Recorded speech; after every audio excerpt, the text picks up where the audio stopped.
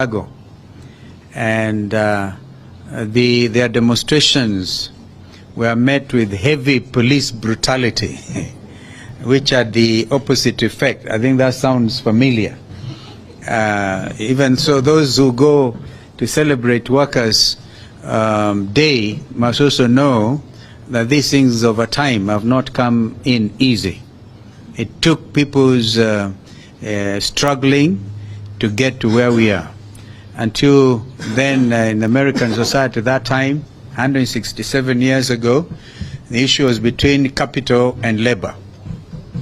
And of course, as an independent country, we then, in 1963, decided to be part of the international labor movement. And therefore, we always celebrate May Day as a matter of belief. And us in Azimio, we believe this is very important, a very important day. And therefore, I want to take this opportunity to call on our leader. National Labor Day, a day for the workers all over the world. It's a day when workers commemorate the struggle that they have waged over the years to improve the working and living conditions of the people. And today is taking place against a background of serious distress among the workers of Kenya. But I want to take this opportunity to congratulate all our workers for their resilience and their endurance. And I just want to urge them to continue to unite, because I think it was Karl Marx who once said, the workers of the world, unite. You have nothing to lose but your chains. So one would have expected today that workers would have gotten something. Unfortunately, nothing has happened to the workers, basically because of the lack of concern by those who at the moment have the responsibility to manage affairs of our country. We have a statement to make today, and this is on two subjects that we are addressing. This statement is on Shakahola massacre and protest rallies. We called you here today to make a brief statement on two issues. First, the Shakahola cult massacre, and secondly, the protest rallies planned for tomorrow. Yesterday, Honorable William Ruto announced plans to set up a judicial commission of inquiry to probe the Shakahola cult deaths. The regime also declared war on our protest activities planned for tomorrow, and they have repeated it today. Ruto's announcement on Shakahola underscores part of the problem we are facing as a country with the Kenya Kwanza regime. Ruto does not seem to know that the concept of a judicial commission of inquiry appointed by a president is unconstitutional in Kenya since the year 2010. Under the 2010 Constitution and its entrenchment of separation of powers, the exercise of judicial power is only as provided under Article 1 and Chapter 10, which provides as follows, and I quote, 1. The people have delegated their sovereignty of judicial power to only the judiciary and the independent tribunals established under the Constitution. 2. Only Parliament can establish a subordinate court or an independent tribunal through an act of Parliament. 3. Only Parliament can determine the jurisdiction and functions of a court or independent tribunal.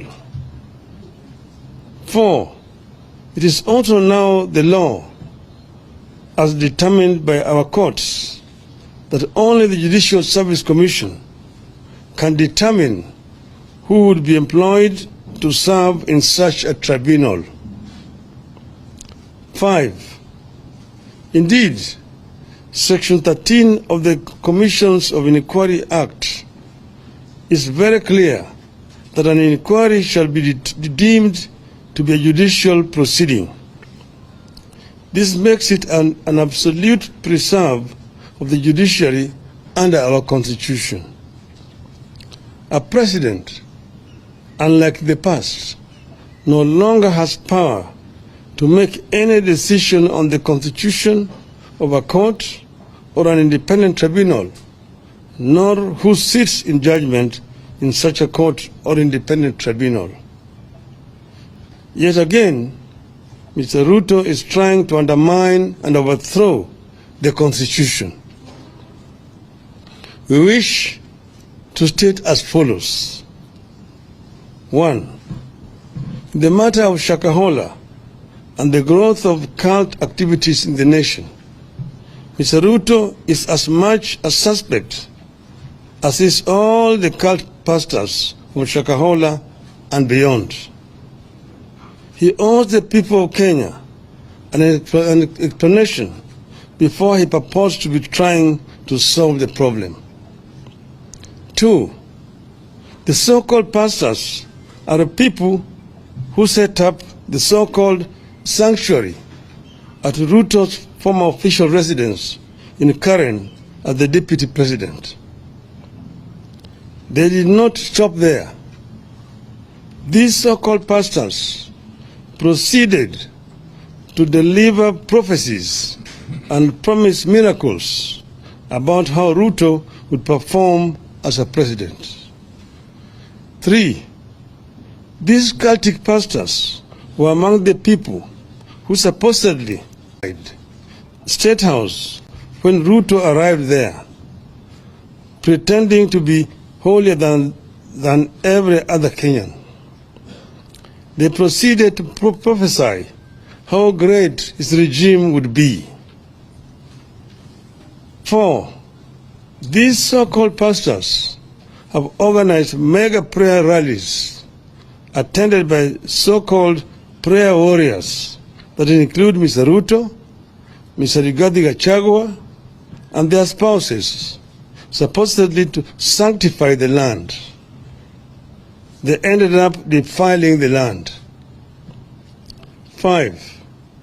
These so-called pastors aided the introduction of mandatory fasting that started in 2015 at the DP's residence in Karen, and which have been carried over to State House, where everyone is compelled to fast every Wednesday, regardless of their faith, effectively making State House essentially a Shakahola annex. 6. Sometime in May 2022, Mr. Ruto's family claimed to have prayed for impure borehole water at their current residence and turned it into clean when a purification machine had failed. We see no difference between this claim and the outrageous ones made by cult pastors, like performing fake miracles and extorting money from believers with the calls like tuma mbegu ya 310 or fast until you meet Christ. 7. The cult leaders are behind the decision by Ruto to establish a faith diplomacy office where he has gone ahead to provide a list of 100 members to be recruited into Public Service Commission as intercessors, supposedly to pray for counties and the government. Nobody knows the identity, the qualifications of the so-called intercessors, how they were identified, and where they fit in a government where religion and state are separate entities. 8.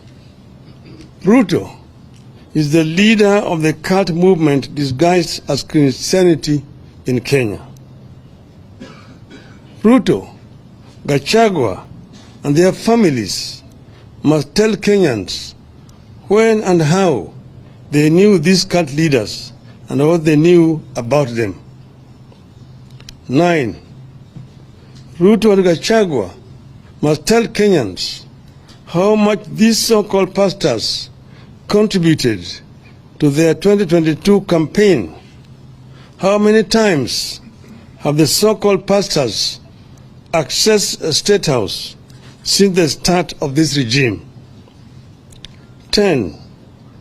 As we stated at the start, Ruto must know he has no powers to appoint a judicial commission of inquiry, so that option is out. 11. We are all aware that judicial commissions of inquiry have been the tool of choice whenever the government has something to hide, like you believe Ruto does now. 12. Parliament must swing into action, come up with a select committee, and get to the roots of the cultic activities in the country and the abuse of religion for political gain. 13. Parliament must help us establish whether the deaths at Shakahola were acts of rogue pastors, human sacrifices, or body organ trade, and who the beneficiaries were. 14. The DCI may have swung into action late, but since they did, they have been doing a great job in Shakahola. They should be allowed to do their job without interference. 15. The current blanket restrictions placed on independent observers, including the media and civil society, must be lifted forthwith. 16. The state must give the media full access to the scene of crime and various aspects of the investigations. 17. Going forward, Ruto must commit to draw a clear line between religion and state in this country. He has deliberately merged the two to enable his political survival and as a cover-up for his corruption. 18th, on Shakahola, Ruto is as guilty as those he is seeking to investigate. I repeat, he is as guilty as those he is seeking to investigate. The blood of those children who starved to death crying for a spoon of water is in Ruto's hands. On our planned protest rallies, we confirm that they are on tomorrow, beginning 6 a.m. on the 2nd of May 2023. As we stated yesterday, the Constitution of Kenya, which in Article 37 provides that every person has the right peacefully and unarmed to assemble, to demonstrate, to picket, and to present petitions to public authorities. That has not been suspended. I repeat again, every person has the right peacefully and unarmed to assemble, to demonstrate, to picket, and to present petitions to public authorities. that provision has not been suspended. And our demonstrators tomorrow have been informed, and I repeat here, that tomorrow's demonstrations are going to be peaceful. Nobody is allowed to carry any weapon. Nobody should try to interfere with anybody's private business. We are basically demonstrating to present our petitions to respective authorities. Police cannot decide in advance that there shall be violence, then proceed to ban political activities that are protected by the Constitution. That is the making of a dictatorship. It amounts to a suspension of the Constitution. We will resist. We will resist. As we said yesterday, we shall present a petition to the IEBC, the Office of the President, the National Treasury, and the Public Service Commission. We repeat that the only violence and destruction of property that have taken place during our activities are when the police invade our marches and when Gachagua's hired goons to invade the Kenyatta family farm and stole sheep and cut down trees. Mr. Gachagua and Mr. Kamau Ichung'wah are themselves charged with sending goons to go and invade a farm and also a business premises, and no action has been taken by these police officers against them. It is instructive that to date, nobody has been arrested over that invasion of the farm.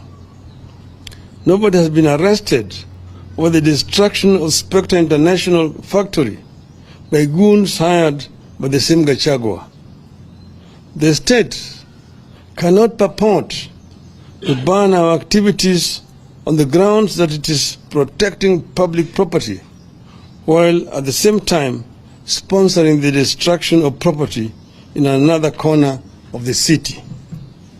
So these demonstrations, as I've mentioned, are going to be peaceful demonstrations. Mr. Ruto, even today, has repeated that they are stand banned, that is going to protect people's properties. We assure him there's going to be no destruction of people's properties. That is just an excuse. We assure Mr. Gachagua there will be no destruction of people's properties. Our people have been told to be peaceful. They're not even going to go to where people's places are. We're not going to markets. We're not going to shops. We say we are going to assemble at the Central Park in the city of Nairobi and march to the IBC headquarters and present a petition there. March to the office of the President along Uhuru Highway and present a petition. And also go to the Treasury buildings. There are no businesses along those streets.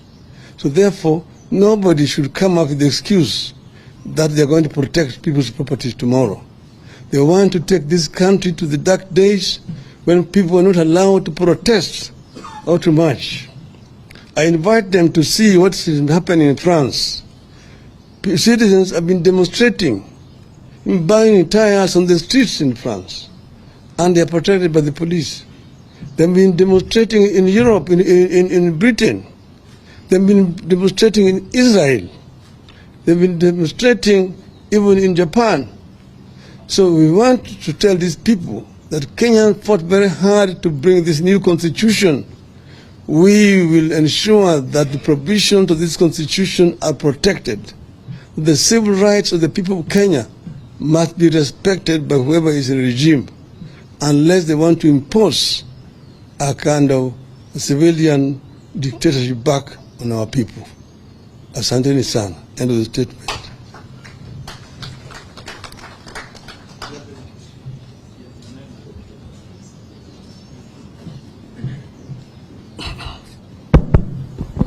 My name is Emmanuel Toh from KTN News. Just one question. Your previous attempts to access the CBD were unsuccessful. Okay. Raise your voice. All right. My name is Emmanuel Tov from KTN News. Your previous attempts to access the CBD were unsuccessful, and tomorrow you've targeted at least 4 government installations. How are you going to do this time around, and how are you going to access? Thank you. Well, of course, you know where those institutions are. Last time, we were barred from entering CBD. We therefore were forced to actually go on the periphery of the towns. We never chose to go to places like Madari, or to Kawangware, or Kangemi, or Kibra, Mukuru Kwanjenga, Pipeline, and so on. But we were denied access to the CBD, where we had applied to go and peacefully demonstrate and present our petitions to the authorities concerned. Today, they are actually trying to repeat the same thing. You said that Kenyans fought so hard to bring this constitution to life, and that it is the responsibility of each and every Kenyan to defend provisions of this constitution. What these people are saying today is allowed to hold water. No Kenyan will ever be able to do any demonstration. All demonstrations will be illegal under the guise that you are going to be destroying people's properties, you're going to interfere with businesses of people, and so on. So they are trying to create a very, very dangerous precedent, and this must be resisted by all means. Last question. Yes. The Prime Minister, thank you. I am Ayub Abdikari from Citizen TV, and this is generally a concern from the Kenyan public. You hold on to a position granted by the Constitution. That's given. The government says we are banning that based on the destruction of property and the chaos that might accompany your protests. But I'm concerned on behalf of the Kenyan people as a professional because of the political uncertainty. You are a leader in this country who is held in high esteem. The president exercises authority from the people as it is happening at the moment.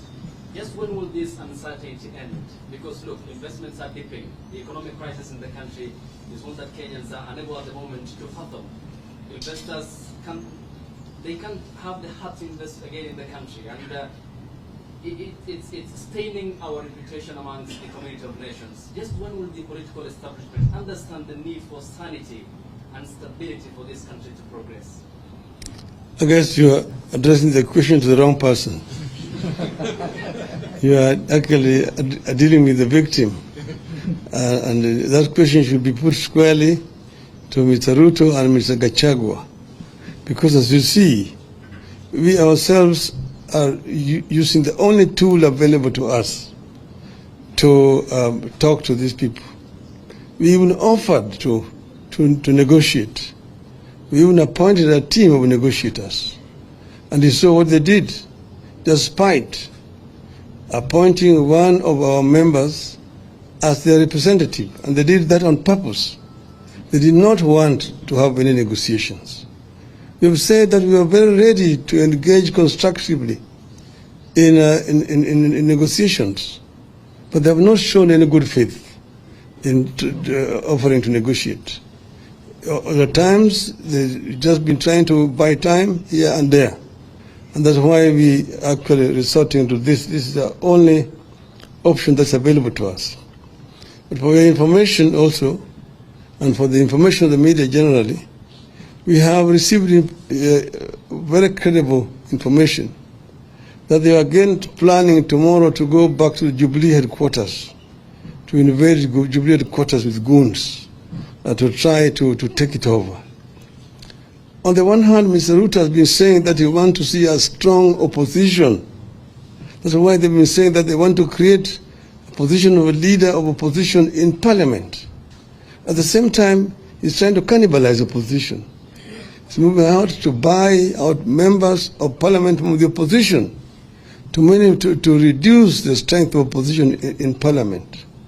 He's also trying to take over political parties in the opposition. Jubilee is a member of Azimio coalition. They're signatory to the Azimio coalition. And their leadership is not in dispute.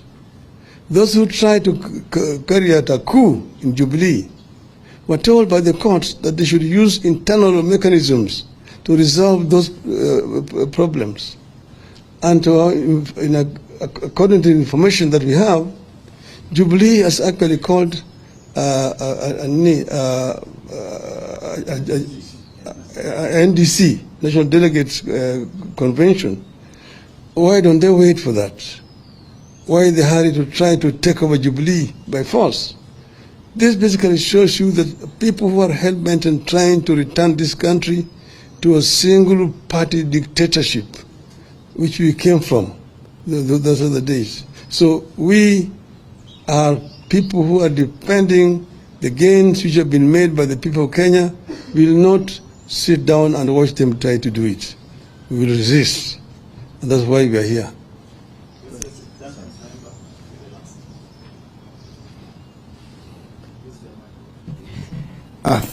Thank you. My name is Duncan Haimba from NTV. Two quick questions. One, those in government are accusing Azimio, the chairman of Azimio Council, that's retired President Uhuru Kenyatta, and yourself and the team as out to cause anarchy, and they read his involvement and your involvement long after you had accepted and moved on in court. And then all of a sudden, so they are saying this is a recipe for anarchy. And secondly, when you launched the MDD, Movement for Defense for Democracy, your position was very clear that you no longer recognize President William Ruto as president. Now, you've said the petition tomorrow among the places will be is to deliver a petition to him. When did the position change that now you recognize him as president? Thank you. I did not say that I'm presenting a petition to Mr. Ruto. I said we are presenting a petition to office of the president, because that office exists objectively. It's there. That's why we are making a presentation there. And what we are saying there is that we're asking them to ensure that the Constitution is respected, that they do not try to cannibalize political parties.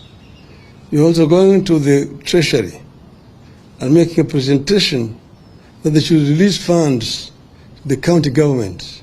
Because as you can see, they are trying to kill devolution by refusing to transfer funds to the county governments. So operations in most of the, almost all county governments have actually ground to a halt. They're just raising money through loans from banks to pay salaries to staff who are actually doing nothing at all. Then we say we are going to the IBC as an office to make a presentation to them. One, to agree that servers should be audited. They should allow the auditing of the servers. Why are we all of a sudden, you're saying we have changed our minds? Yes, as you know, the elections were done, the ballot papers were counted, then the results were announced. But you remember, that's where there was the controversy. When they announced the results, 4 out of 7 members of that commission disagreed with the results which the chairman was announcing. The chairman and the 2 others were in minority. Majority of the members of that commission disagreed with the results which were announced. But we, however, let it go. But after that, months thereafter, 3 months later, new information came to light, which showed that in fact the information that was released by Mr. Chebukati did not represent the facts, that the 4 commissioners were right in disagreeing with Mr. Chebukati. And that's the reason why we are saying we need to have the servers audited. Why are we doing it? We're not only doing it because we want to take power, but we want to ensure that next time around Kenyans go to an election, there will be no monkey business.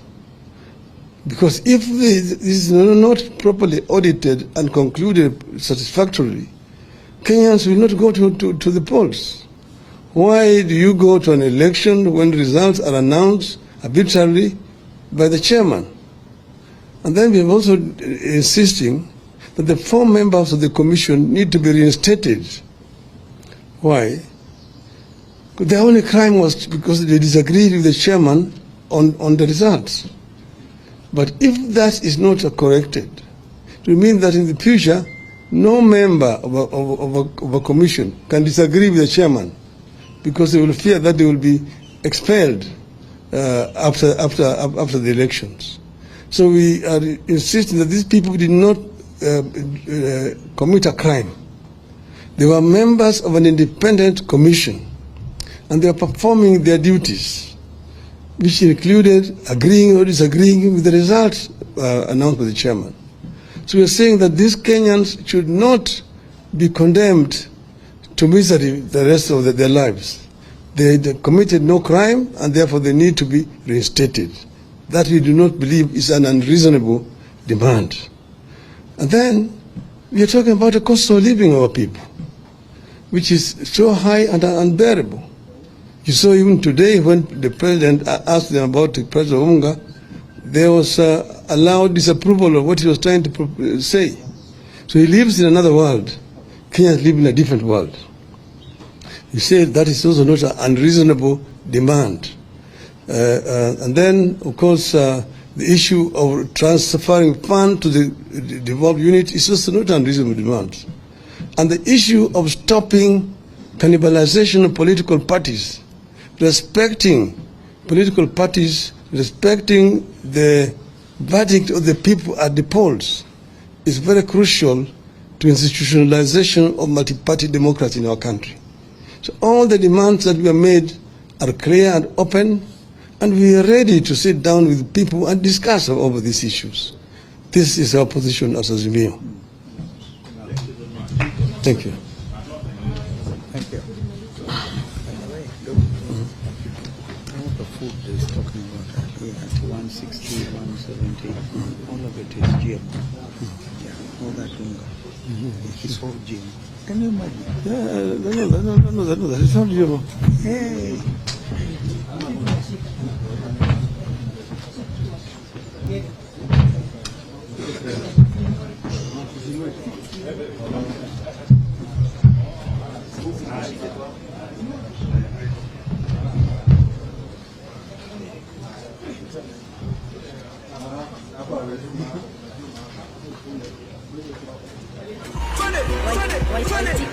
Vijana munataka nani? Wazee munataka nani? Kiwa mama munataka nani? Baba.